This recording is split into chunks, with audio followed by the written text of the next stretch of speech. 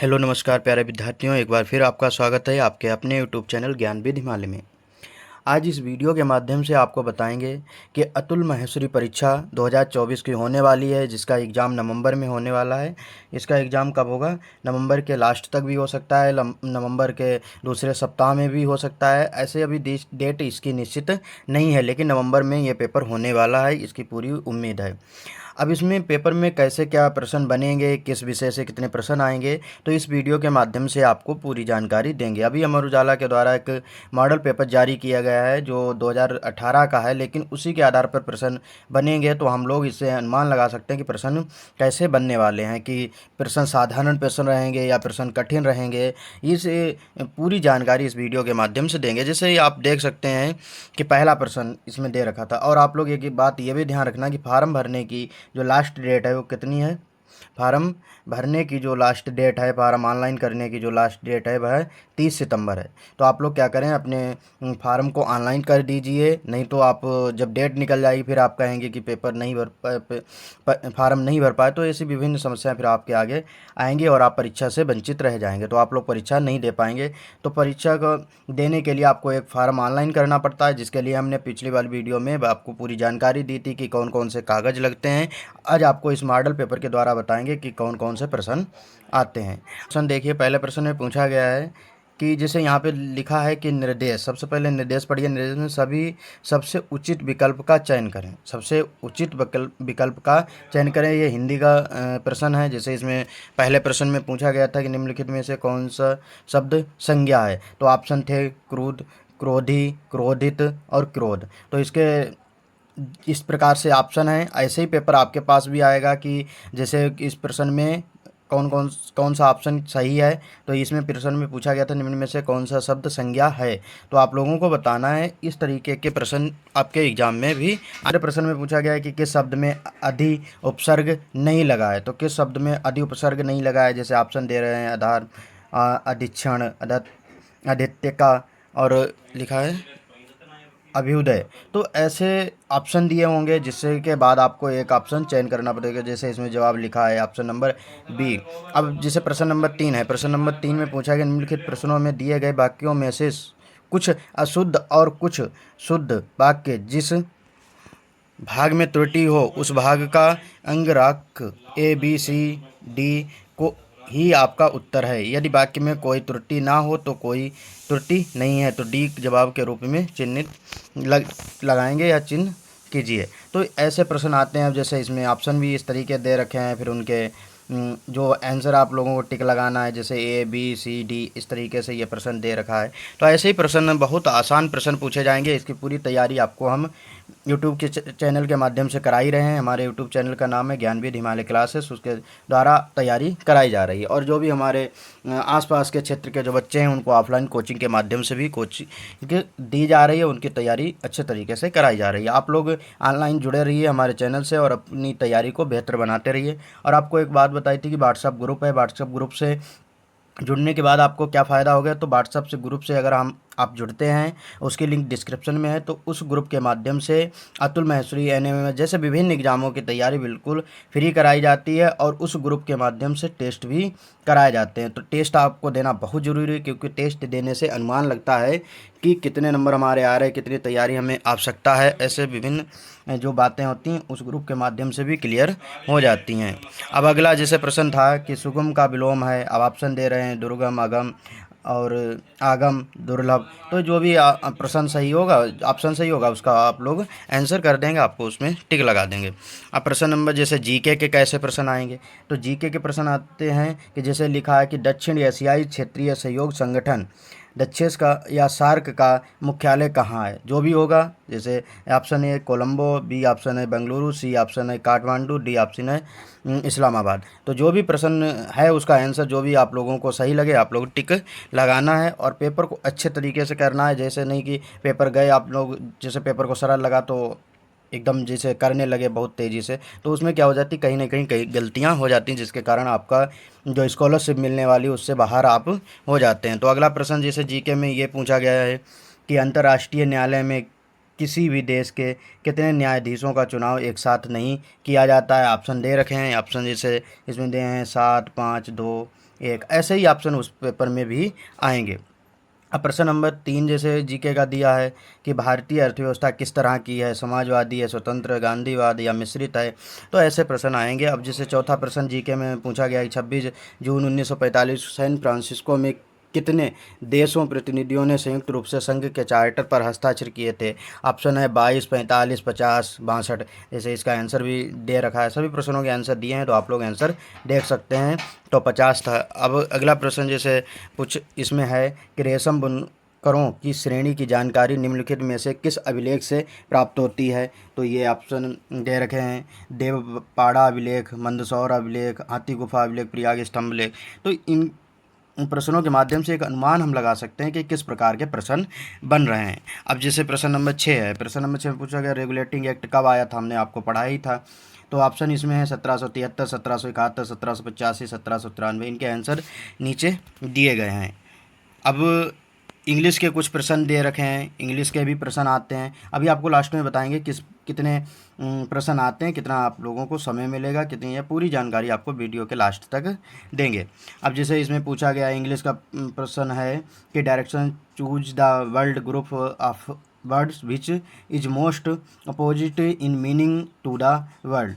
अब इसमें ऑप्शन भी दे रखे हैं, तो इन ऑप्शनों के माध्यम से जो भी सही होगा उसका आप लोग जवाब दे सकते हैं। अब इसके बाद जो प्रश्न पूछा गया है कि direction choose the word group of word which is most nearly the same in meaning to the word given. तो इस तरीके के ये प्रश्न है, इसके नीचे ऑप्शन दे रखे हैं, जो भी सही लगे आप लोगों को वहाँ टिक करना है। तो ये नहीं कि यही पेपर आएगा, लेकिन इस प्रकार का पेपर आएगा। अगला प्रश्न जैसे दे रखा है, अगला प्रश्न है प्रश्न नंबर 3 में जैसे बताया गया direction to the word which is most nearly the same in meaning as the word given. तो इस तरीके से इसमें दे रखा है कि इसका इस शब्द का पूछा गया है कि same in meaning as the word given. तो इसमें जो भी ऑप्शन सही हो वो आप लोग कर सकते हैं। अगला क्वेश्चन देखिए, अगले क्वेश्चन में दे रखा है कि which of the pieces A B C D given below should replace the phrase printed in bold type in the given sentence to make the sentence grammatically correct. तो इस तरीके से आप लोग क्या कर सकते हैं, अपने प्रश्न को पढ़ेंगे और नीचे जो प्रश्न बताना है इसमें लिखा होता है निर्देश, क्या क्या करना है आपको, और नीचे प्रश्न दिया होता है, उसके ऑप्शन जो होते हैं यहाँ पे लिखे हैं चारों ऑप्शन, जो भी सही लगे आप लोग कर सकते हैं। अब जैसे ये अगला प्रश्न है कि direction to the word which is the most opposite in the meaning the word given view.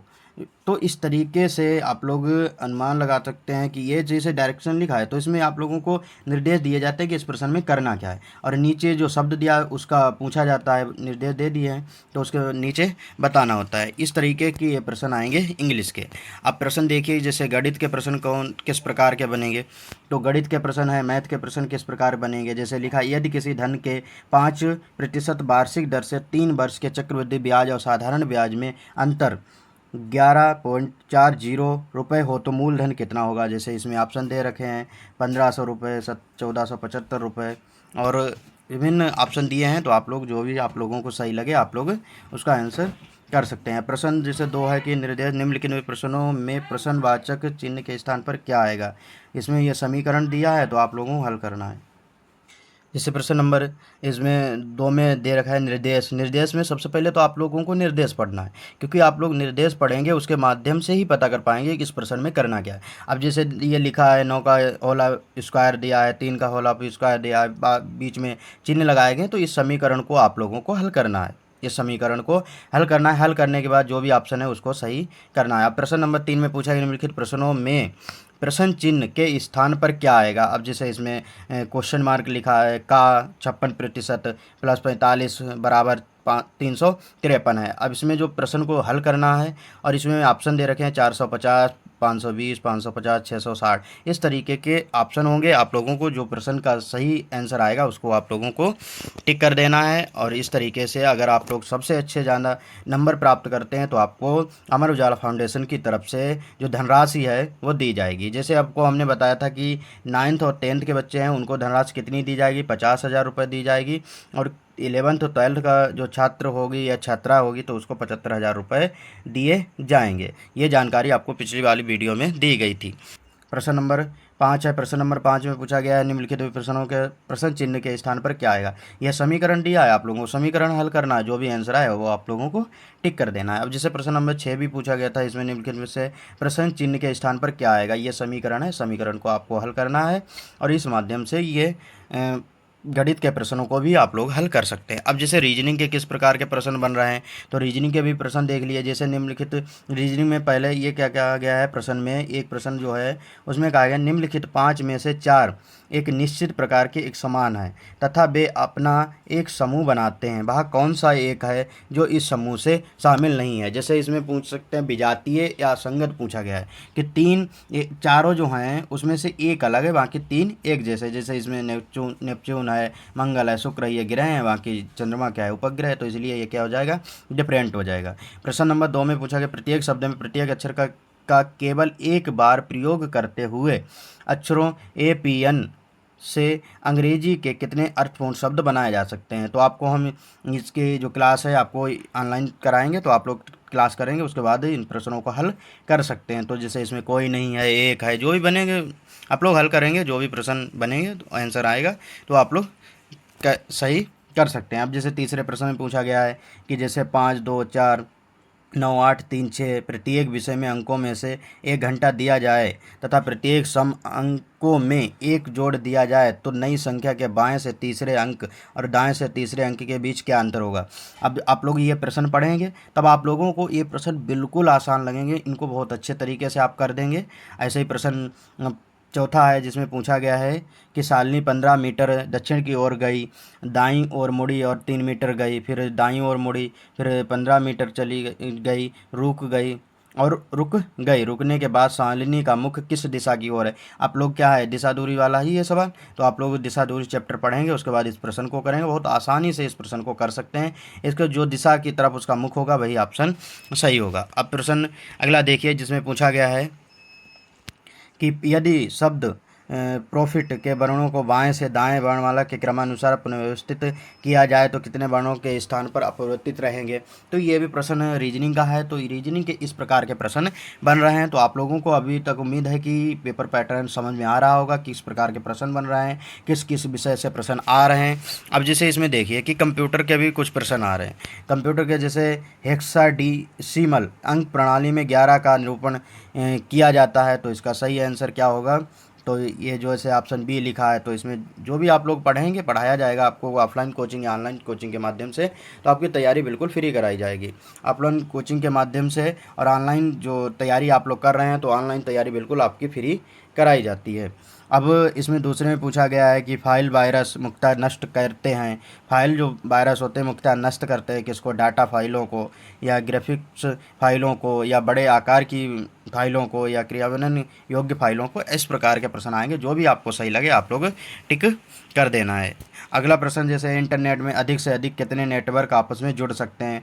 तो ऑप्शन जैसे दे रखे हैं 10, 100 से 1000 के बीच, अनगिनत, कोई निश्चित नहीं है। तो इसका जो भी ऑप्शन होगा वो आप लोग सही करेंगे। इस तरीके से आप लोग प्रश्न को हल करेंगे। अगला प्रश्न पूछा गया है कि प्रिंटर निम्नलिखित में से किससे संबंधित है। इनपुट है, आउटपुट है, या वर्ड प्रोसेसिंग है, आउटपुट है, प्रोसेसिंग है। तो इसका जो सही आंसर होगा आप लोग पढ़ेंगे, उसके बाद कर लेंगे। अगला प्रश्न 5वां है जैसे प्राइमरी मेमोरी और प्रोसेसर के मध्य कौन कार्य करती है। तो रोम है। ये सभी विभिन्न प्रश्न दिए गए हैं, ऑप्शन दिए गए हैं, तो इनके माध्यम से आप लोग ऑप्शन देखेंगे और प्रश्न कर सकते हैं। और आप लोग ये सोच रहे होंगे कि सर ये जो प्रश्न है क्या इतने ही नंबर के 5-5 नंबर के प्रश्न बनेंगे। नहीं, तो 5-5 नंबर के प्रश्न नहीं बनेंगे। तो कितने नंबर का पेपर होगा, तो आप लोग ध्यान रखिए, इसमें 100 प्रश्न आएंगे। कितने प्रश्न आएंगे, 100 प्रश्न आएंगे, जिसमें आप लोगों को जीके के सबसे ज़्यादा प्रश्न आ रहे हैं। जीके के 40 प्रश्न आएंगे, 20 प्रश्न मैथ के आ रहे हैं, 20 प्रश्न मैथ के आएंगे। इसके बाद जो 20 प्रश्न हैं और रीजनिंग के रहेंगे। 20 प्रश्न रीजनिंग के होंगे, कितने हो गए हैं 60, 20 80। 10 प्रश्न इंग्लिश के होंगे। 10 प्रश्न किसके होंगे? 10 प्रश्न इंग्लिश के आएंगे और 10 प्रश्न हिंदी के आएंगे। तो आप लोगों को इस तरीके से तैयारी करनी है, किसके ज़्यादा क्वेश्चन आ रहे हैं उस पर ज़्यादा फोकस करना है। ऐसा नहीं कि जिसके कम नंबर आ रहे हैं कि उस पर फोकस नहीं करना है, क्योंकि सिलेक्शन एक नंबर से हो जाता है। तो हर विषयों को अच्छे तरीके से आप लोगों को पढ़ना है। तो पूरी बात आपको समझ में आ गई होगी कि किस तरीके से तैयारी करना है, कितने नंबर आते हैं, कितने क्या होता है, कितने पेपर होते हैं। ये पूरी जानकारी आपको हमने पिछले वाली वीडियो में भी दी थी और इस वीडियो के माध्यम से भी आपको बता दिया है। तो पेपर कितने नंबर का होता है?